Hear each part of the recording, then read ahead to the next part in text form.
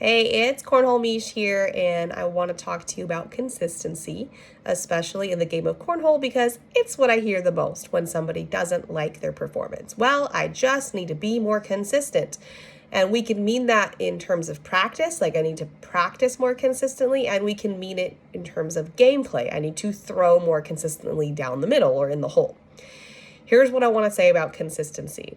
Consistency does come from doing something a lot of the times so that your body and muscle memory can memorize what needs to happen and allow it to happen. That's what it means. However, we are humans and not robots, which means that in order to get that performance that we want consistently, we have to look at this from a different perspective, not just what we do mechanically out on the practice court.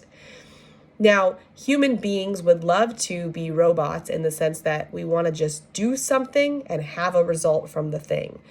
But because we are not robots, there are complex systems at play that make it so that when we do things, there is not a consistent output.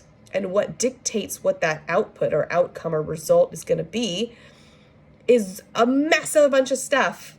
And it would be really almost impossible to guarantee that you'd have any kind of outcome or result based on what you're doing practice-wise.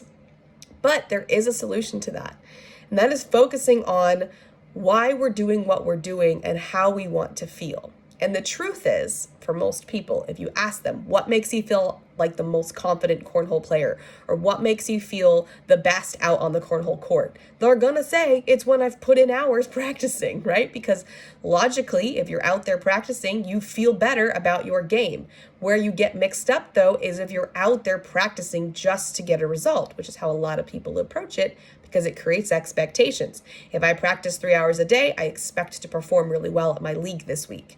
That's where you get into trouble. You can't do it under the false pretense that just because you did it, you're going to get a result. You have to rely on how it makes you feel as a human being. And when you do that, it interacts with all the complex systems in the body, your hormones, your muscles, your nervous system, and all the processes that stem from these things, and make sure that those things actually output what you want. But it comes back to why you're doing what you're doing. So when you're choosing what you want to do to be more consistent, instead of asking, what do I need to do to play my best? What do I need to do to be more consistent? Ask yourself, what do I need to do to feel the most confident, to feel the best in my skin, to feel the most relaxed, to feel the best as a human thriving in life?